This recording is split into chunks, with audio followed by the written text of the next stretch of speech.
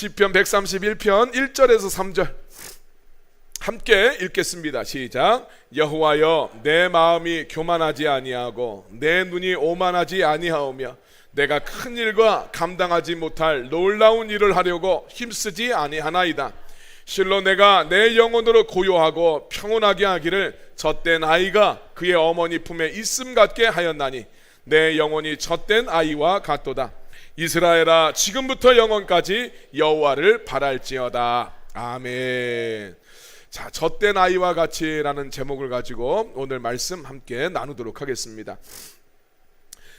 찰리 채플린 다 아시죠? 무성영화 시대에 정말 청재적인 그런 이제 배우라고 할 수 있습니다. 어린 시절 영국에서 자랐는데 굉장히 가난했다고 합니다. 그래서 성공해야 되겠다, 정말 좀 잘 살았으면 좋겠다, 이런 욕망과 갈망이 가득했다고 합니다. 나중에 이 감독이 되고 또 희극 배우로서 엄청나게 성공을 하고 세계적인 명성을 얻게 되었습니다. 그 무성 영화인데 지금 봐도 모던 타임스 같은 경우는 되게 재밌잖아요. 탁월한 감독입니다.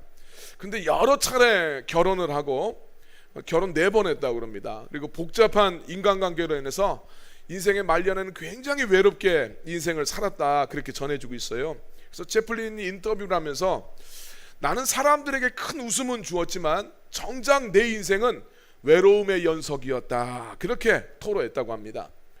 채플린은 정말 자기가 원했던 부와 명예와 성공은 얻긴 했지만 그것만으로는 인생이 행복할 수 없다라는 그 진리를 우리한테 알려주고 있습니다.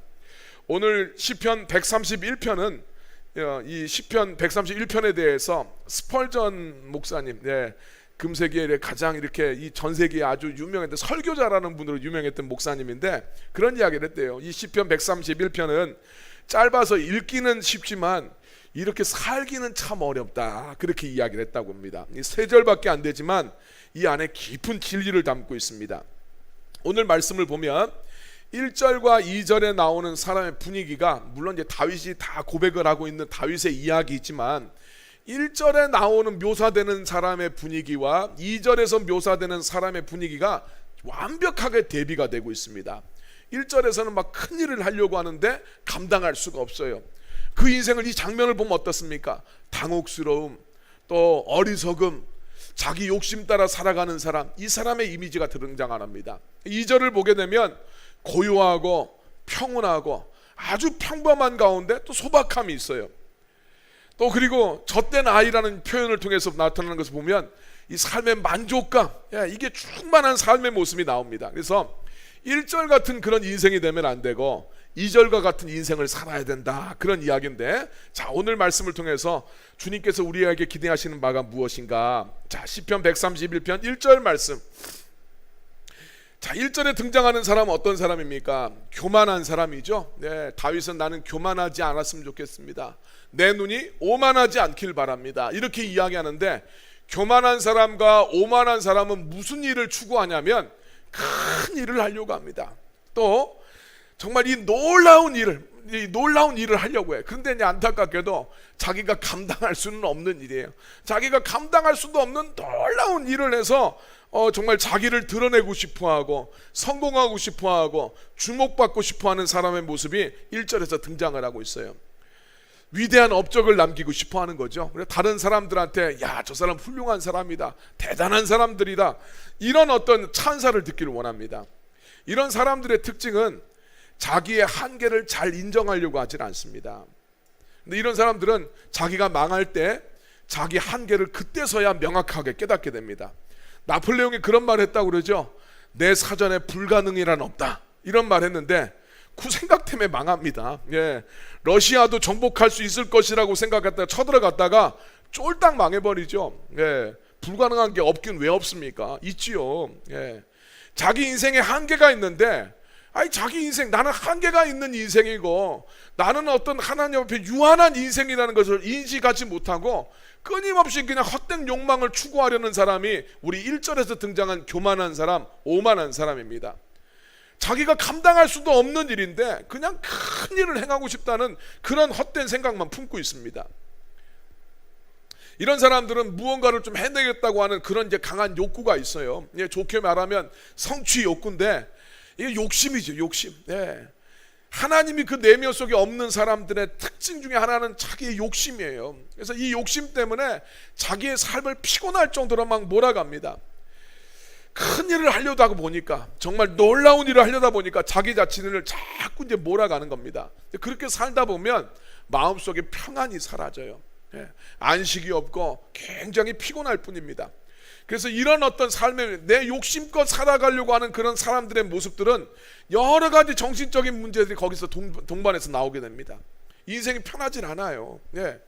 거기에서 마음속에서 정말 이 어려운 거예요. 내 욕심을 감당하지 못하는 겁니다.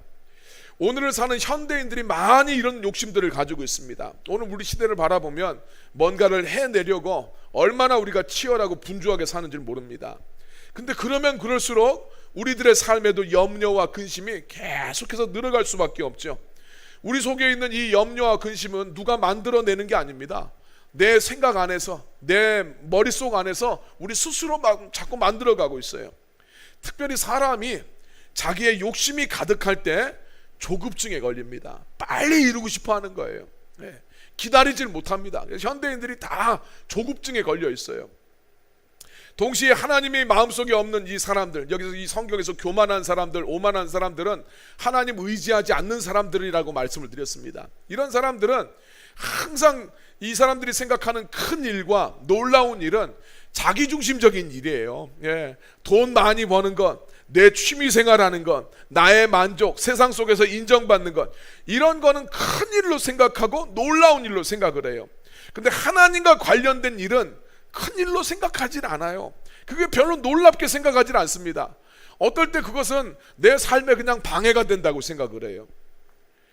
근데 이 하나님하고 상관없는 큰일, 놀라운 일만 추구하면 인생이 행복해질 것으로 생각하는데 그렇지 않아요. 오히려 인생은 염려와 근심으로 가득하게 됩니다. 여러분, 사람들은요, 큰 일을 하고 놀라운 일을 하면 행복할 거라고 생각하는데, 여러분, 인생의 행복이 어디서 나옵니까? 우리 일상 속에 있는 행복이 이루어져야 그 인생이 진짜 행복한 인생입니다. 크고 놀라운 일 한다고 행복한 인생이 되는 게 아니잖아요. 아까 전에 우리 찰리 채플린 이야기도 했지만 스티브 잡스 같은 경우도 그러잖아요. 이 사람은 더 이상 돈이 자기 삶 속에 의미가 없어요. 너무 돈이 많으니까 그냥 이제 회사에서 1달러만 받았잖아요. 상징적으로. 돈이 자기 삶 속에 큰 의미가 더 없는 거예요. 그러니까 자기 일하는 회사에서 1달러만 받는 게 이거 얼마나 복된 삶입니까? 부럽죠. 1달러 줘도 아무것도 아쉬운 게 없으니까 그러지 않습니까? 근데 이 사람 죽을 때, 췌장암으로 죽을 때 굉장히 후회하잖아요. 이게 중요한 게 아니었구나 깨닫습니다. 톨스토이도 마찬가지예요. 러시아가 막 극찬하는 이 러시아 사람들이 정말 사랑하는 작가가 톨스토이인데 명성은 날리고 성공은 했었는데 인생이 행복하지 못합니다. 근데 이 사람들의 인생이 행복하지 못했던 이유는 자기들의 일상생활, 평범한 일상이 행복하지 못했기 때문이에요. 우리 성경 이번에 여러분 한 주간 묵상하신 분들을 아시겠지만 성경에서 하나님이 주시는 복은요, 지극히 평범한 일상의 복이에요. 우리 시편 128편 2절 3절 말씀, 하나님이 주시는 복 한번 읽어봅시다. 내가 내 손이 수고한 대로 먹을 것이라. 내가 복되고 형통하리로다. 내 집 안방에 있는 내 아내는 결실한 포도나무 같으며 내 식탁에 둘러앉은 자식들은 어린 감람나무 같으리로다. 아주 평범한 거 이야기하고 있죠. 네가 수고한 대로 먹는 것, 이거 얼마나 평범한 겁니까? 또 가족을 이루는 겁니다. 집에 아내가 있고 자식들이 있는 것, 이거 아주 평범한 일상입니다. 그런데 여러분이 생각해 보면 우리 아주 평범하게 생각하는데 평범한 것이 안 될 때 인생이 진짜 힘듭니다. 평범한 거 이거 없으면 힘들어요. 숨 쉬는 거 특별합니까? 먹는 거 특별합니까? 자는 거 특별합니까? 그런데 이 평범한 것이 내 삶 속에서 이루어지지 않으면 정말 불편해요. 너무나 고통스럽죠. 그리고 이 평범한 일상의 복이 하나님을 경외하는 사람들한테 하나님이 주시는 복이다, 그렇게 이야기를 하고 있어요. 하나님 경외하는 사람들, 우리 시편 128편은 그겁니다. 하나님을 경외하는 사람들한테 하나님이 주시는 복이 이런 복이에요. 일상에 평범한 겁니다. 하나님을 경외한다는 것은 하나님 앞에 끌리는 것, 또 하나는 하나님을 두려워하는 것, 이거 결합된 단어라고 그랬어요. 경외라는 단어가 하나님이 너무 좋아요. 예. 근데 좋기만 한 것이 아니라 하나님에 대한 두려움도 가지고 있어요. 이 마음을 가지고 있는 사람들한테 하나님이 일상의 복을 주시는데, 그 일상의 평범한 복들을 누리게 하셨을 때 그 사람들 가운데 특징이 뭐냐면 하나님 예배하고 하나님 섬기는 것, 이런 것을 주저하지 않습니다. 우리 시편 122편 1절 말씀, 사람이 내게 말하기를 여호와의 집에 올라가자 할 때 내가 기뻐하였도다. 참, 하나님 경외하는 사람들은요, 야, 우리 하나님 앞에 예배하러 가자 했었을 때 이것을 귀찮게 여기질 않아요. 그걸 마다하지 않습니다. 당시에 이 성전에 가서 예배하는 것은 쉬운 일이 아니라고 그랬어요. 우리 같이 그냥 뭐 마음만 먹어서 몇 걸음 걸어서 오는 그런 걸음이 아닙니다. 차 타고 시동 걸어서 10분 20분, 뭐 우리 한 분 좀 저쪽에 머실라나? 30분 걸릴 분이 뭐 계실지 모르겠지만 우리 다 10분 20분 안쪽에 다 옵니다. 그렇게 올 수가 없어요. 이스라엘에서 한번 하나님 예배하러 가려면 1주에서 2주 정도 시간이 걸립니다. 또 이거 준비하는 과정이 굉장히 번거로워요. 하나님 앞에 양을 드리려면 양 한 마리 계속 데리고 가야 돼요. 예. 일주일 2주일 동안 먹어야 되는 음식들, 뭐 이때 식당이 뭐 제대로 돼 있겠습니까? 좋은 말로 하면 캠핑인데 이걸 갖다가 다 짐 싸서 들고 간다고 생각해 보십시오. 이게 얼마나 수고로운 일이고 얼마나 이거 헌신해야 되는 일인지 몰라요. 하나님 앞에 한번 예배하는 일이 엄청난 수고와 헌신이 필요한 일이었어요. 그런데 그 헌신과 수고를 감내하면서 하나님 앞에 예배하러 가는 것이었어요. 야, 그런데 하나님 앞에 우리 예배하러 가자 하니까 이거 싫어하지 않는 거예요. 왜 이 사람들이 그렇게 하겠습니까? 삶의 축복이 무엇인지를 아는 거예요. 그래서 이걸 포기할 수가 없는 겁니다. 다윗은 자기가 그런 인생이 되기를 원했고 그 복된 인생을 이렇게 이야기합니다. 시편 131편 2절 말씀이죠. 같이 읽겠습니다. 실로 내가 내 영혼으로 고요하고 평온하게 하기를 젖된 아이가 그의 어머니 품에 있음 같게 하였나니 내 영혼이 젖된 아이와 같도다. 아멘. 다윗은 젖된 아이가 엄마 품에 있는 것과 같이 자기가 하나님 품 안에 그 아이와 같이 있기를 원한다라고 하면서 이 시편 131편 2절 말씀을 이야기합니다. 다윗이 추구했던 이 삶이 무엇인가? 오늘 우리 성도들이 구해야 되는 그런 모습인데, 첫 번째, 오늘 우리 성도들은 하나님 품에 거하기를 기뻐해야 될 줄로 믿습니다.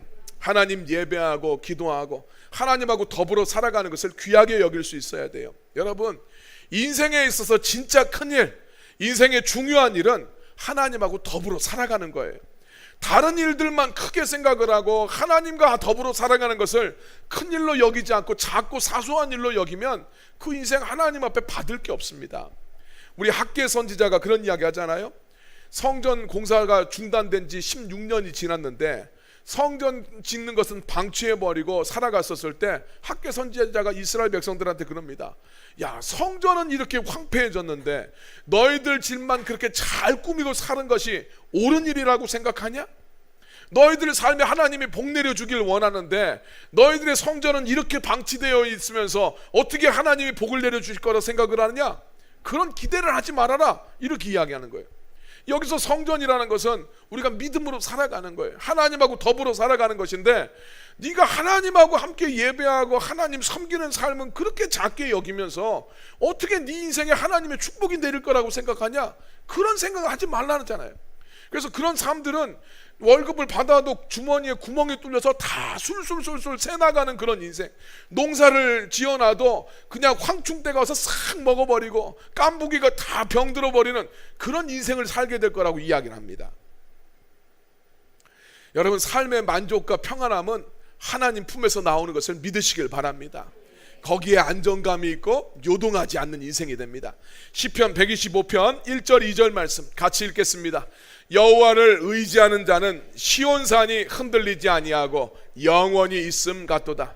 산들이 예루살렘을 두름과 같이 여호와께서 그의 백성을 지금부터 영원까지 두루시리로다. 아멘. 하나님 의지할 때 그 인생이 요동하지 않는데요. 뿐만 아니라 하나님 의지할 때 하나님이 그 백성들의 삶을 둘러주신대요. 어떻게 그 백성을 지키시고 보호하시는지를 이야기해주고 있어요. 우리는 연약하고 한계가 분명한 인생들이지만 하나님 품에 있을 때 하나님이 능하신 팔로 우리를 둘러주시고 하나님이 우리와 함께 하실 때 요동하는 인생이 될 줄로 믿습니다. 그래서 여러분 하나님 품 안에 거하시기를 사모하시길 바랍니다. 두 번째, 하나님의 말씀을 충분하게 먹어야 됩니다. 여기서 젖을 뗀 아이 이렇게 표현하고 있는데, 이 아이는 엄마 젖을 충분히 먹고 나서 레드선 탁 이거 한 상태예요. 예. 엄마 젖을 충분하게 먹고 나서 아이들이 그냥 엄마 품 안에서 탁 잠이 떨어져서 자는 모습을 이야기합니다. 이 영적인 충만함, 포만감, 이걸 이야기해 주는 거예요. 여러분, 아이가 충분하게 젖을 먹지 않으면 어떻게 합니까? 예? 자꾸 보태잖아요. 예. 칵칵칵 하면서 막 보채고 이러면 얼마나 피곤하고 힘듭니까? 근데 아이가 충분하게 젖을 먹으면 그냥 그 엄마 품 안에서 편안하게 잠을 잡니다. 아기 잘 때가 얼마나 이쁩니까? 예, 잘 때 제일 이쁘잖아요. 얘들은 자는 게 제일 예쁘잖아요. 사람도 마찬가지. 하나님 말씀을 충분하게 먹어야 정말 그의 삶에 평안이 있어요. 말씀이 충분하지 않으면 사람도 자꾸 보챕니다. 예. 자꾸 보채고 사람 고통스럽게 하는 사람은 하나님의 말씀을 좀 먹여야 돼요. 예. 그래서 여러분 주변에서 자꾸 누가 막 보채고 그러면 말씀을 먹여야 돼. 말씀을. 예. 그래서 말씀을 타놓으셨다가 입에다가 촥촥 물려주세요. 예. 말씀이 내 삶 속에 풍성할 때 그때 건강하게 자랄 수가 있어요. 거기에 깊은 만족과 평안함이 있고 소망이 생겨요. 성경 말씀을 보면 하나님은 항상 말씀을 통해서 천지를 창조하시죠. 실제가 있기 전에 말씀을 먼저 주시는 거예요. 우리들의 삶에도 하나님께서 말씀을 먼저 주시고 그 말씀이 내 마음속에 새겨졌을 때 그의 삶 속에 하나님의 축복과 하나님의 계획이 실현됩니다.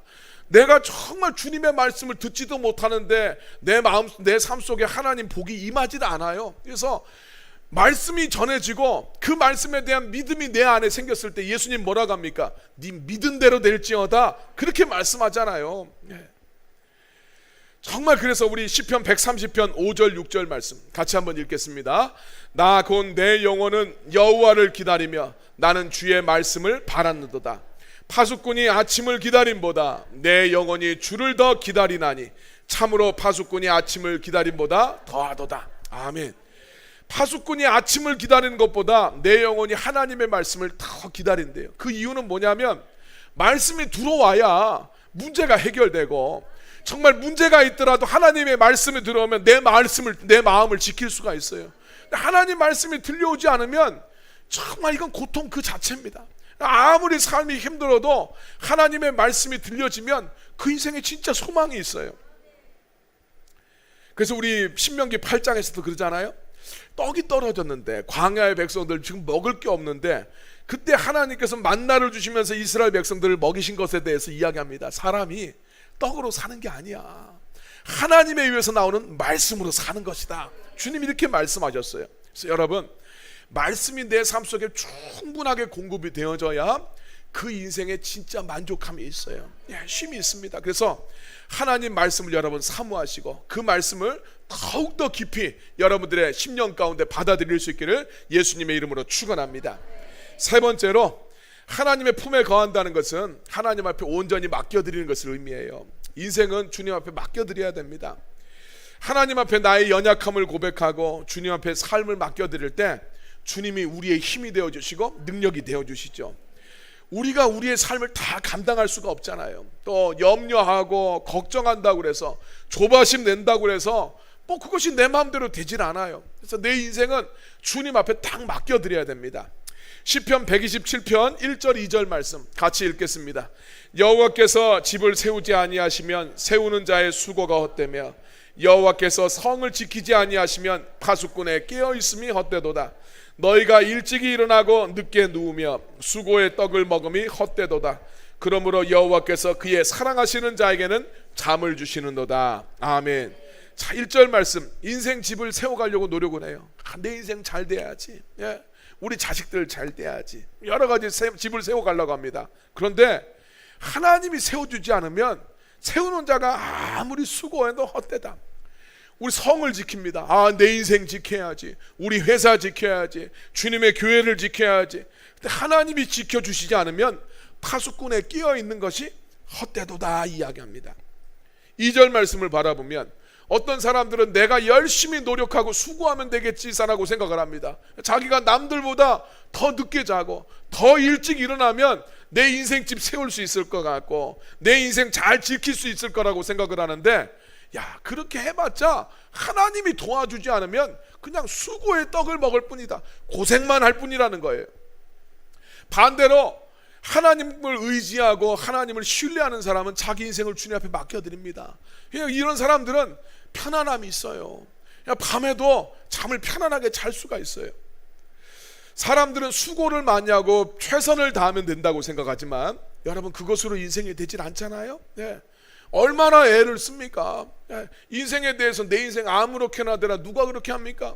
여러분들의 일터와 여러분들의 직장에, 여러분의 가정에 대해서 우리들은 정신이 자연스럽게 내 삶을 가지 않습니까? 내 먹고 사는 내 잡에 대해서는 누가 뭐라고 해도 거기에는 다 열정을 다하게 돼 있어요. 최선을 다합니다. 그리고 여러분들의 일터나 여러분들의 삶이 가만히 내버려 두질 않잖아요. 대충 하라고 말하는 회사가 어디 있습니까? 야, 놀고 먹어라, 편안하게 있어라, 그렇게 말하는 사람 아무도 없어요. 다 최선을 다하려고 합니다. 그런데 오늘 말씀은 이야기하는 거예요. 하나님이 세워주셔야 된다. 자, 그래서 우리가 눈물로 씨를 뿌리고 열심히 헌신도 하고 계획도 세워야 되지만 삶은 하나님 앞에 달려 있어요. 이것을 인정하고 주님 앞에 맡겨드리는 거예요. 하나님을 신뢰할 수밖에 없어요. 어려운 상황이 와도 하나님 앞에서 우리는 나아갑니다. 하나님 나에게 주시는 말씀을 받아들이고 또 그 말씀 가운데 내가 주님 앞에 빚어지는 것, 여기에 관심을 갖는 거예요. 내 삶에 일희일비하는 것이 아니라 삶을 주님 앞에 맡겨드리고 하나님과 나의 관계에 집중합니다. 주님 나에게 주시는 메시지를 듣고 내가 주님 앞에서 내 삶을 경영해 나갔을 때 하나님의 말씀에 따라 내 삶을 조정하고 그 말씀에 따라서 내 삶을 돌이켰었을 때 그 삶 속에 하나님 역사하시는 것이 있어요. 이렇게 주님을 신뢰할 때 그 삶 가운데 진짜 안정감이 있습니다. 우리 안에 진짜 큰 일은 하나님 만나는 일이에요. 그리고 놀라운 일은 하나님만이 우리 삶 속에 행하실 수가 있어요. 성경을 보면 크고 놀라운 일은 하나님이 행하시는 일이에요. 그런데 하나님 쏙 빼놓고 내 능력으로, 내 노력으로 정말 내가 감당할 수도 없는 그런 일들을 갖다가 막 꿈꾸는 인생은 어리석은 인생이라고 이야기합니다. 여러분 인생 가운데 하나님 만나는 것을 큰 일로 여기시고 그분이 행하시는 그 놀라운 일들 사모하는 여러분이 되기를 예수님의 이름으로 축원합니다.